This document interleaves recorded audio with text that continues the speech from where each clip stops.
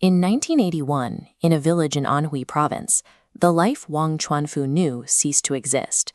Within a few years, he lost his father and then his mother, leaving him orphaned at 15 in one of the poorest regions of China.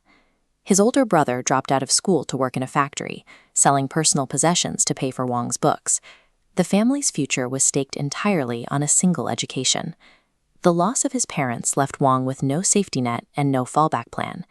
Decades later, colleagues would note his obsessive focus on building everything in-house, a strategy rooted in the early realization that anything you do not control yourself can be taken away. By 1995, Wang was a research fellow in Beijing. He quit his government post, moved to Shenzhen, and borrowed $350,000 from his cousin to start a battery company called BYD. At the time, Japanese manufacturers dominated the market with automated assembly lines that cost tens of millions of dollars. Wang's startup lacked the capital to purchase even one of these machines.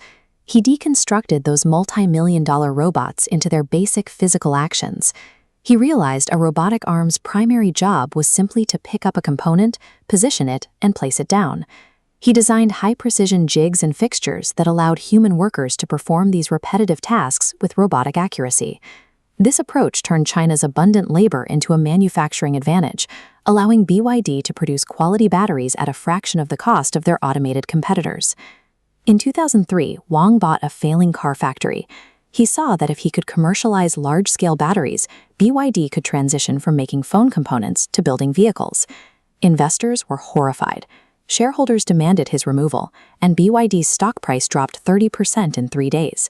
Wang responded by doubling down on vertical integration. He mandated that BYD produce its own batteries, semiconductors, and motors, refusing to rely on outside suppliers for critical technology. This created a direct collision with the Silicon Valley model.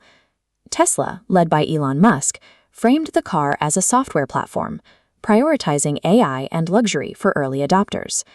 Wang Chuanfu operated as a chemist and technocrat.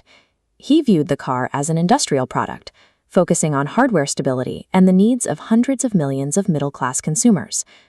The competition shifted into a test of two different ideas: whether the future of transport would be won through software magic or through the control of the physical supply chain. To prove the stability of their hardware, BYD engineers used the nail penetration test.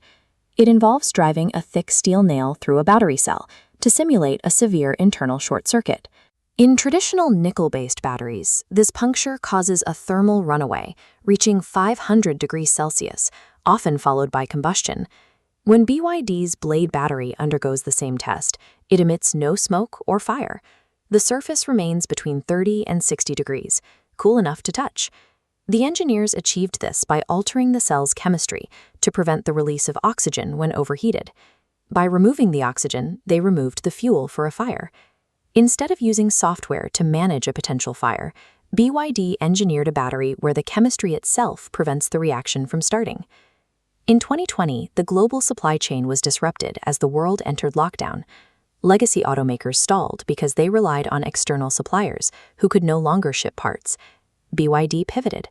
Within 1 week, they designed their own mask-making machines. They adapted cleanrooms previously used for smartphone assembly and mobilized 3,000 engineers.